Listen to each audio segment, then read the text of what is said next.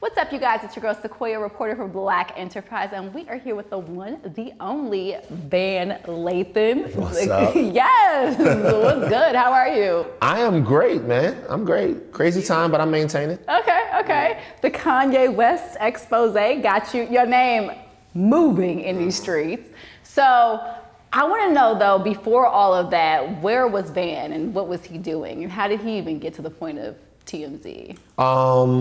Well, I got to TMZ through a very unconventional route. Okay. I was a tour guide on the TMZ tour. Oh, really? Yeah, very early on, TMZ tour bus that y'all see annoying y'all around Los Angeles. I was part of the first group of guys who came in, and we developed the tour, we worked it out, we did the tours and all that stuff like that. One day Harvey came and he saw me do everything that I was doing, put me on a television show, which led to me doing field camera, which led to me doing production with TMZ Sports. Coming into the office, went from producer to senior producer. So I've had like almost legitimately every job that you could have at TMZ. That's crazy. And then you came in early then at that point. So I got there in 2011. Wow. So they were rocking and rolling by the time I had got there. So tell me about how TMZ is breaking these stories. And I know before there wasn't as much live interaction where artists or people were coming into the studio. So how were they breaking those stories before? Well, not to go deep into our news gathering, because that's obviously trade secrets, but we have people that are very dedicated to coming up with unique story angles and people that are very dedicated to sort of going to unconventional places to get stories and doing some of the legwork that maybe some of the traditional media has kind of stopped doing. And you know, you just gotta work hard. It's very competitive inside the newsroom, and they foster that. And you know, the lead of Harvey and Charles and Evan, just have good reporters and they break big stories. So you're chilling in the back, you're listening to, you know, this Kanye West interview, and I don't know, are you typing away? Are you getting caught? Like, are you in your own world, or are you actually paying attention? So this is what happened. So we do a couple of different shows at TMZ. We do TMZ on TV, which is Harvey holding the cup and all of that. Then there's TMZ Live, and then there's TMZ Sports in the evening. That morning, we did TMZ, the bigger show, the cup show, a little early. Okay. So we did it a little early. I wonder why, didn't ask. I wonder why we're doing it early. And after the show, Harvey goes, just to let you guys know, Kanye West is coming. And Kanye West will be here. So by the time the show was over, I go to get my oatmeal.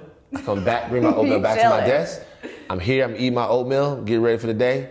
He shows up. Okay. So right then, he's there, Candace Owens is there, the whole thing is live. They're about to start TMZ Live early, I guess, to accommodate his schedule, very busy guy. So then they just start going.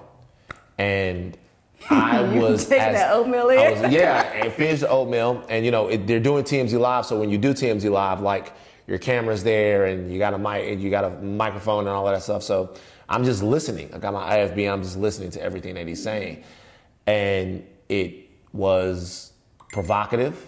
It was sort of, you know, it was bizarre at times.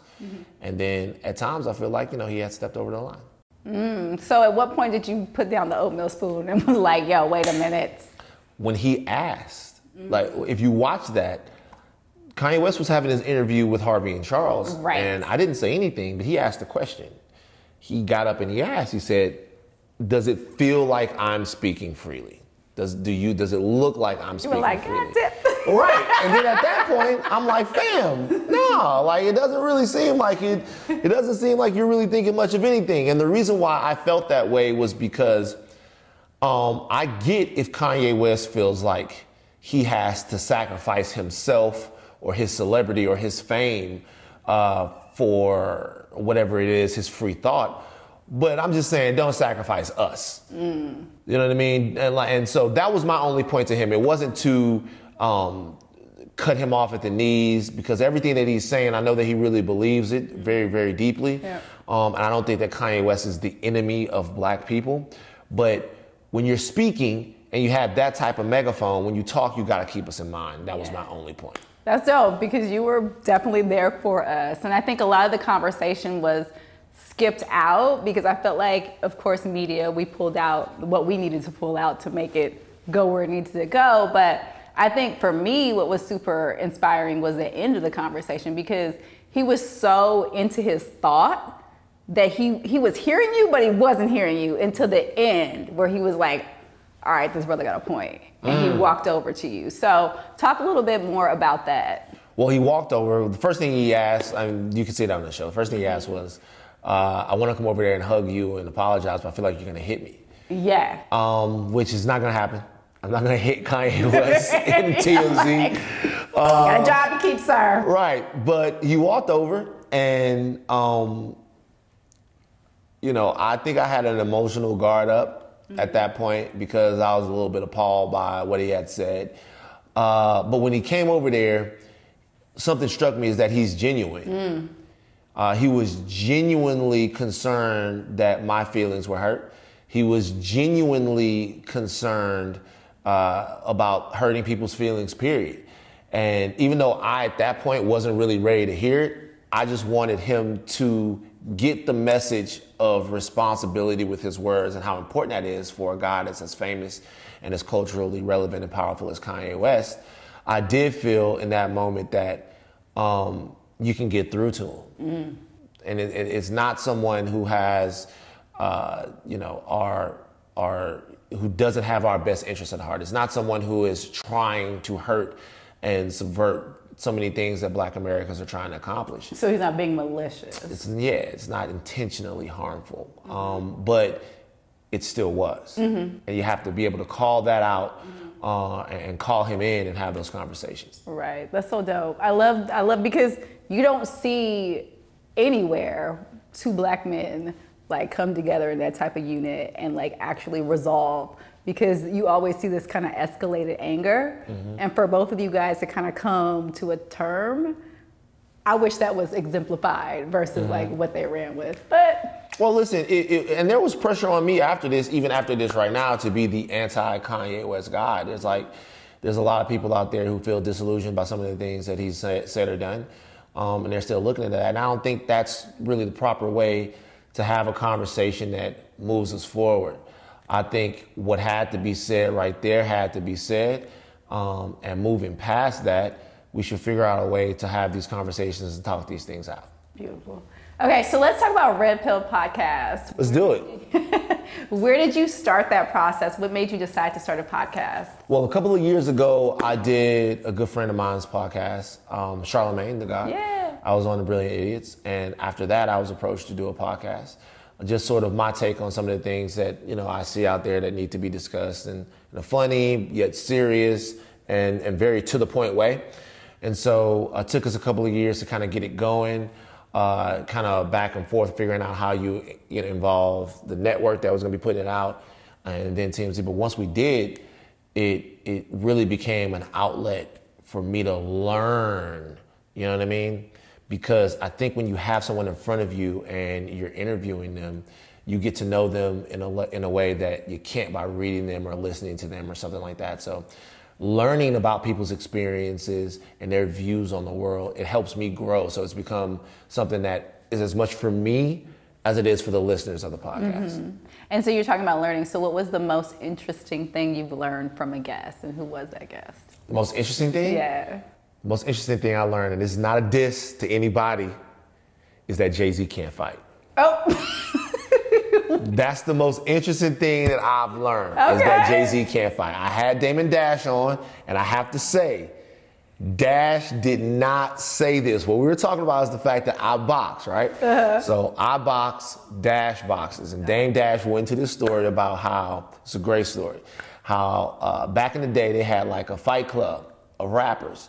And the guys in the fight club were Dash, Hove, Q-Tip, who apparently got them hands, by the way, Q-Tip, Heavy D, rest in peace, and a couple of other guys. And so Dash tells all about how they were boxing and stuff like that. And I started going through the guys, I want to know how their hands are. And so I asked Dame, I go, yo, how was Jay as a fighter? And he doesn't answer the question. What he does is he calls the boxing trainer, the guy who was training everybody, who had the gym, on the phone. And he gets the guy on the phone. Once again, no diss to Hove, the greatest, okay? And the guy goes, I go, how was Jay as a fighter? He goes, Jay fought like Pee Wee Herman. He said Jay fought like Pee Wee Herman. He said he got better as it went on, but he said at first he couldn't bust a grape. And so it was funny. Like, don't want to take shots at Jay-Z ever. I didn't say it. It came out on the podcast. But that's the most interesting, most shocking thing that I think I've learned thus far. He fights with them lyrics, though. He fights with them lyrics. And plus, he Hov, man. He don't need to be out there using his hands. He a boss. Boss status, man. Yes, he just assigned people. Right, there you go. That is hilarious, though.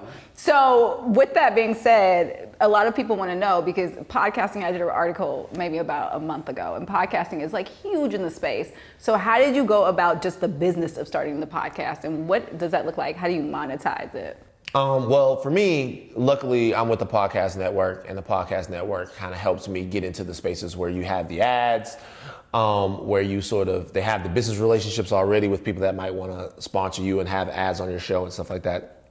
So that's kind of how you monetize it. And also, I knew people that were longtime podcasters. And I think anytime you're going to do anything new, that's very important. It's very important to talk to people who are going to give you a blueprint as to how you can be successful. And not just like pick up a book and read it, but someone who knows the ins and outs, the daily grind that it takes for you to succeed at what it is that you're trying to do.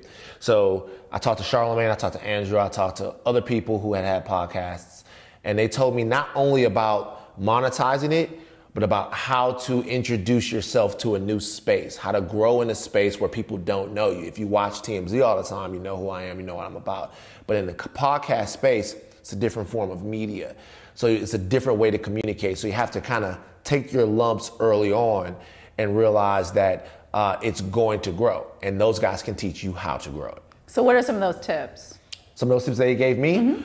Number one, the first thing was to make sure that you properly promote it. So every platform that you have now is promotion for your podcast, okay? And I have obviously a platform on television that we've utilized. I have even TMZ, which has kind of put my podcast up and featured that and stuff like that. And then I have my social media. So I am screaming red pill. My picture is now the logo of it. And until people know that that's something that I do that's very important to me, I have to keep trudging along, making sure that I hit them over the head with it. How did you grow your brand so massively? In terms of what? On social. Kanye grew it. It's like, thank you, Kanye. Yeah, I mean, seriously, here's the situation. I had 32,000 followers on Instagram the day before that happened. Yes. The day after it happened, I gained 250,000 followers. So you're just looking at your account like... But my phone was breaking. Oh my God. My phone wouldn't work. I was trying to I had so many text messages from people that were like, yo, I'm glad you said what you said. Right. You had to say what you said. A lot of people, all kinds of people in the industry hit me up saying, I'm glad you say what you said. A lot of those people who ended up going to Wyoming. So many people were hitting me up, and that just kind of took my social off and kind of gave me a new sort of relevance on Instagram and on Twitter. Wow. And so we talked about your podcast. We talked about the Kanye situation, TMZ, and how you got started. But I also saw that you had a massive weight shift. And a lot of people are going through the process of just not just your professional career, but your personal life and getting that together. So talk about your journey throughout that process. So for me, I'm from the Deep South. I'm from Louisiana. So are we. My family's from Louisiana. Oh, you? What part? Yeah, Winsboro. Oh, sweet. Oh, wow. Y'all country. Yeah. So for me, and there are plenty of people, and I say this because I want to make sure that everyone feels okay about who they are and not who they're going to be. There are plenty of people who are sexy, confident, beautiful human beings in their skin, and they have a little bit more weight on them. I wasn't one of those people. My body image was an albatross that was around my neck, and it's something that I could not stop thinking about. And there were probably a lot of reasons why that was. After high school and college, I gained a bunch of weight. I wasn't playing sports anymore, but my eating stayed the same, and I ballooned up to around 360 pounds. And so for me, it was almost impossible to go forth and be a confident person and be sort of a person that was willing to step into any room and try to command the room and make my points and have my ministry, because I felt like I was imprisoned in my body. So after a certain point, I decided to try to meet the future me. So I made a decision that there's this guy that I always envision, right? And he's not a collection of parts. It's a feeling that he has about himself. It wasn't a car, it wasn't a girl, it wasn't a job, it was anything. There was a feeling of confidence and stillness and self-sufficiency, should I say, that guy had, and I wanted to try to meet him. And in order to do that, I was gonna have to make some sacrifices. And so for me, realizing that my weight had gotten up and my health was failing, and I was in that situation, I woke up, I got up one day. This is after a whole journey of me discovering how much I weighed, which is a completely different story. I got up one day and I walked around the corner to LA Fitness and I told the guy, I was like, listen, I need to lose some weight. And I went to the LA Fitness and I started just going there 30 minutes a day. And I started cutting back on what I'm eating. And every single day, because when you do something like that, and that's the hardest part of it, the hardest part of an endeavor like that is that you don't start it and then wake up tomorrow and you are who you are. You have to stay on the journey. So every day I thought about, it's going to be over. I'm going to succeed. I'm going to make it happen. And then one day I went back to Louisiana and my boy Ian saw me. He was like, whoa! And I was like, accomplished. That's that. But it was tough. But the first thing I had to realize was that in doing that was that like my life was dope. Is that this was just one thing, and I had to get out of the fact that this was holding me back from everything that I wanted to be, because that wasn't true. It's how I felt. You know what I mean? So for me, I had to start to kind of love myself and really kind of work out some issues that I was having with my own brain. How long did it take? To the initial weight loss, like I think I started in January 2007 and I was 350 pounds. Wow. By August or September of that year, I was around 230. Wow. And then I started, I maintained it and went down a little bit more. Listen, here's the thing. For me, it was a progression. Mm-hmm. And the progression was, first of all, I would work out 30 minutes a day. 15 minutes on the heavy bag, hitting the heavy bag, getting my frustrations out and stuff like that. 15 minutes on an exercise bike, and that's all I could do. But I would walk to and from the gym. Walking, very important, okay? And then after that, I was able to get in some games of 21, just play a little basketball. And then at some point, I was competitive on the basketball court again, and then it started to melt off. But all these little things that I was doing, I was building. And I was also building discipline and building a belief in myself that I could accomplish my goals. So I think that was very important just for the confidence as well. You start up and you're talking to one of your idols and you're getting everything off of your chest. You've done little incremental things throughout your history that make you believe in yourself. And for me, that was a big one. I think that's good. So you can apply that to career too. It's like back into it. Like this is where I see envisioning myself. And then, but you're talking about it in a way as if it was like almost a different person like that you saw. I think that we're all ourselves, right? Everybody is who they are, but there's a version of yourself that we're all trying to achieve. And it's not that achieving that version of yourself should be all encompassing, that it should burn you up and you shouldn't enjoy the now and enjoy who you are. But when you want to test yourself and when you want to prove something to yourself, I think what a lot of people have, what a lot of people go through is because they can't touch it right away. They give up on the journey. So I'm actually writing a weight loss book, and it's not about how to lose weight. And the reason I'm not writing a weight loss book about how to lose weight is because everyone knows how to do that. Like, it's different for different people. Everyone's physiology is different. And so, it might be harder for some people. It might be easier for some other people.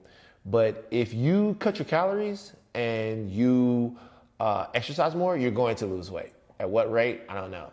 But the book that I'm writing is about how much different things are for you once you do it.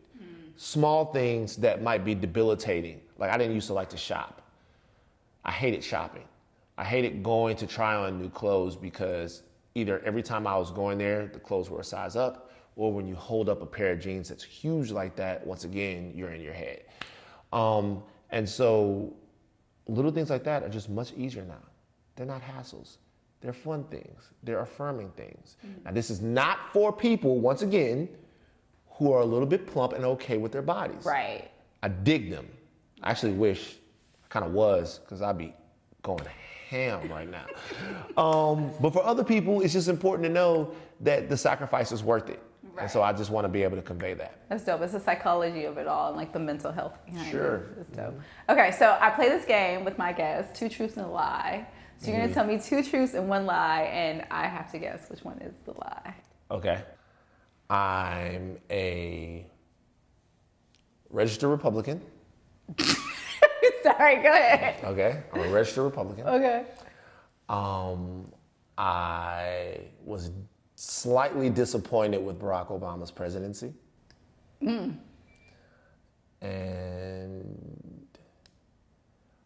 I went to an HBCU. Ooh, okay. You're a registered Republican's the lie. Yes. Okay. I was about to be like, what? What are you doing? So tell me about your HBCU experience. Southern University, Baton Rouge, Louisiana. By the way, I love the Obamas. I know. But just slightly disappointed just because, I just want everything all the time. We'll get into that. I love the Obamas. Southern University, Baton Rouge, Louisiana. My father had gone there. I went to Louisiana Tech University for a couple of years, but coming back to an HBCU, it allowed me to see something that I love to see, which is Black people enveloped in their culture. There are seldom things more beautiful than a bunch of free Black people happy to be Black, that aren't posturing, well, they're posturing, but for themselves. Right. They're not jockeying for position amongst a greater sort of, or not even a greater, amongst a larger group, definitely not greater, larger group. They're not trying to be something. They're not trying to impress anyone but each other. And when you're around that and it's genuine, and you see how we celebrate one another, our customs, our traditions, you see a vision of what the Black community really is, and it makes you aspire to see that on a wholesale level everywhere. It makes you aspire to be a part of what it is that you're born to be a part of. And it's not that you want to cut other people off from entrance into some special club, but we're just so beautiful and so talented and so unbelievably gifted and resilient.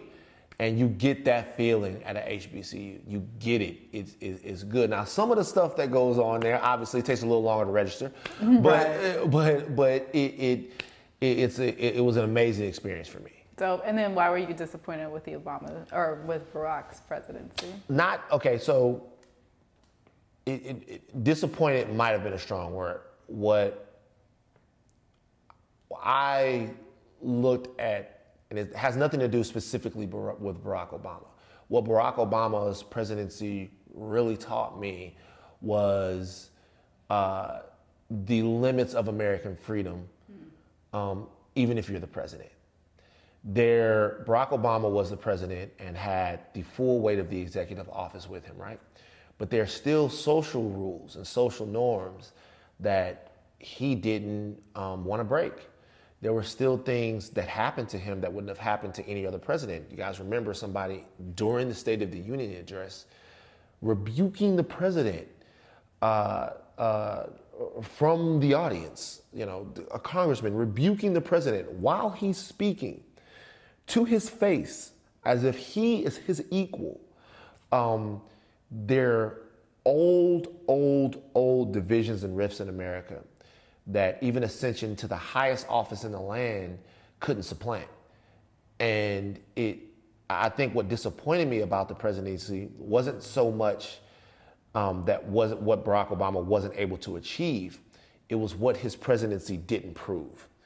I thought that his presidency early on proved that we were past something. I thought that his presidency proved that we had beaten something. I thought that it was a legitimate and actual sea change in American racial history. And through no fault of his own, it just wasn't that. Yeah, I always say the Federal Reserve owns the country. So like, right.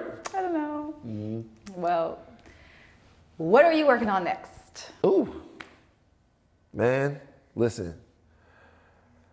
Right now, we're working on a lot of things. I'm a writer. That's what I do. So we're gonna try to get this stuff out. We're gonna write the book. We have a couple of other creative projects that we're working on. Me, and shout out to Tay Diggs, my guy. So we're working on those things. But I think more than anything, I just want to find a way to keep having uncomfortable conversations.